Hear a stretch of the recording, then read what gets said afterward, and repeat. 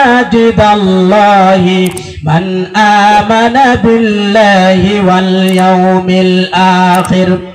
ও দুনিয়ার মানুষেরা, আমি আল্লাহ বলতেছি, যে ব্যক্তির ভিতরে ঈমান আছে, যে ব্যক্তির ভিতরে আখিরাতের প্রতি তাকওয়া আছে, আখিরাতের প্রতি বিশ্বাস আছে, তাহলে সেই ব্যক্তি দুনিয়ার ভিতরে মসজিদ বানাইতে পারে। আর যে ব্যক্তি মসজিদ বানাইয়া দিবে, রাসূল বলেন মান বানা লিল্লাহি মসজিদান বানাল্লাহু লাহু বাইতান ফিল জান্নাহ।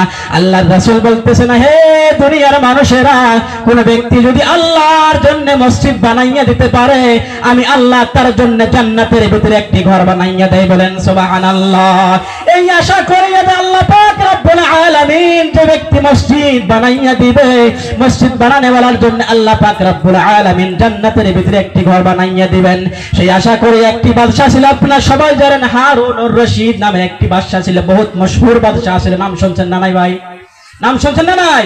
হারুনুর রশিদের সম্মুখে যখন এই কথাটি আসলো যে কোন ব্যক্তি যদি আল্লাহর নৈকট্য লাভ করার জন্য, আল্লাহর মহব্বত লাভ করার জন্য দুনিয়ার ভিতরে একটি মসজিদ নির্মাণ করে দিতে পারে, আল্লাহ পাক রব্বুল আলামিন তার জন্য জান্নাতের ভিতরে মসজিদ নির্মাণ করার কারণে আল্লাহ পাক রব্বুল আলামিন জান্নাতের ভিতরে তার জন্য ঘর বানাইয়া দেয়। এই নিয়ত করে মসজিদ বানানোর জন্য হারুনুর রশিদ বলে দিল, সমস্ত জায়গায় এলান হয়ে গেল, হে দুনিয়ার মানুষেরা, আমি অমুক জায়গায় অমুক গ্রামের ভিতরে একটি মসজিদ বানানোর জন্য নিয়ত করেছি, কিন্তু এই মসজিদের ভিতরে আমি কোনো মানুষের অনুদান নিতে চাই না। হারুনুর রশিদ এবার বলতেছে, আমি কোনো মানুষের অনুদান আমার মসজিদের ভিতরে নিতে চাই না, শুধুমাত্র আমি একজন, আমি একলাই আমার টাকা দিয়ে ওই মসজিদ আমি আপনাদের জন্য বানাইয়া দিতে চাই। আমি মসজিদ বানাইয়া দিব, শুধুমাত্র আপনারা ওখানে যাবেন আল্লাহর ইবাদত করার জন্য। এবার হারুনুর রশিদ যখন ওই মসজিদ নির্মাণ করে যখন মোকাম্মল কমপ্লিট হয়ে গেল, যখন ওই মসজিদের ভিতরে যখন নামাজ আরম্ভ হয়ে গেল, তখন একদিন স্বপ্নের ভিতরে দেখতেছে, হারুনুর রশিদ দেখতেছে যে আমার সম্মুখে কিছু ফেরেশতারা আসিয়া আমাকে এক সময় বলতেছে, হে হারুনুর রশিদ বাদশা, তুমি চলো আমরা ফেরেশতাদের সঙ্গে কিছু ঘোরাফেরা করার জন্য। এবার হারুনুর রশিদ ঘোরাফেরা করার জন্য চলতে চলতে দেখা গেল হারুনুর রশিদকে জান্নাতের ভিতরে নিয়ে গেল। হারুনুর রশিদ যখন জান্নাতের ভিতরে গেল, জান্নাতের ভিতরে গেটের সম্মুখে লেখা দেখা যায় যে হারুনুর রশিদের জান্নাত। এই কথা যখন দেখলেন, তখন জান্নাতের ভিতরে যাইয়া হারুনুর রশিদ বহুত খুশি হয়ে গেলেন। কিন্তু ওই পাশে আরো একটা ঘর দেখা যায়। তখন উনি দেখলেন যে আমার ঘরের সঙ্গে আরো একটা জান্নাত দেখা যায়, এই জান্নাতটা কার?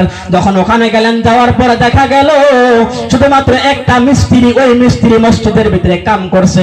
মসজিদের ভিতরে হারুনুর রশিদ কোনো মানুষের টাকা নেয় নাই, কিন্তু একজন মিস্ত্রি ছিল, সেই মিস্ত্রি মসজিদের ভিতরে কাজ করার কারণে ওই মিস্ত্রির নামটা, সেই নামে সে কি করছে, আল্লাহ পাক রব্বুল আলামিন তার জন্য একটি জান্নাত বানাইয়া দিয়েছে। যখন এই কথা দেখলো, এই বস্তু দেখার সঙ্গে সঙ্গে হারুনুর রশিদের ঘুম ভাঙ্গিয়া যায়। এবার যখন হারুনুর রশিদের ঘুম ভাঙ্গিয়া যায়, দ্বিতীয় দিন ওই সমস্ত মজদুর, ওই সমস্ত মানুষ যারা মসজিদের ভিতরে নির্মাণের কামে সহায় করেছিলেন, সমস্ত ভাইকে ডাকিয়া বললেন যে ভাইরা, আজকে আমি স্বপ্নের ভিতরে যা দেখছি সেটা তো তিনি বললেন না, কিন্তু বললেন যে অমুক অমুক মানুষটার নাম কি, অমুক মানুষটা কেরা? তখন একজন ব্যক্তি বললে, হুজুর, ডরাইয়া বললেন, হুজুর আমি অমুক মানুষ। তখন হারুনুর রশিদ বললে, গো ছেলে, তুমি এরকম কোন আমল করেছো, এরকম কোন কাজ করেছো? আমি আমার মসজিদ নির্মাণের ভিতরে তো কোনো মানুষের অনুদান নেই নাই, কিন্তু তুমি আমার মসজিদ বানানোর জন্য তোমাকে আমি মজুরি দিয়েছি, কিন্তু এরপরও তোমার জন্য আল্লাহ পাক রব্বুল আলামিন অন্য কোন মানুষের জন্য জান্নাত বানাইলেন না, শুধুমাত্র তোমার জন্য আল্লাহ পাক রব্বুল আলামিন জান্নাত কি জন্য বানাইলেন? তখন সেই বান্দা বলল, গো হুজুর, যখন আপনি এলান করে দিয়েছেন যে মসজিদের ভিতরে কোনো মানুষের দান চলবে না, আমি হারুনুর রশিদ শুধুমাত্র একলাই মসজিদ বানাইয়া দিব, কিন্তু যখন আমি এই কথা শুনলাম, কিন্তু আমার অন্তরের ভিতরে ছিল যে আমি কিছু হইলেও মসজিদের ভিতরে সহায় করব। আপনি যখন বালুপাত্র নিয়ে আসলেন, আমার বাড়ির ভিতরে কিছু বালুপাত্র আছিল, রাতের অন্ধকারে যাইয়া ওই কিছু বালুপাত্র আপনার বালুপাত্রের সঙ্গে আল্লাহর নৈকট্য লাভ করার জন্য, আল্লাহর মহব্বত লাভ করার জন্য, আল্লাহর জান্নাত লাভ করার জন্য আমি শুধুমাত্র ওখানে দিয়ে আসছিলাম।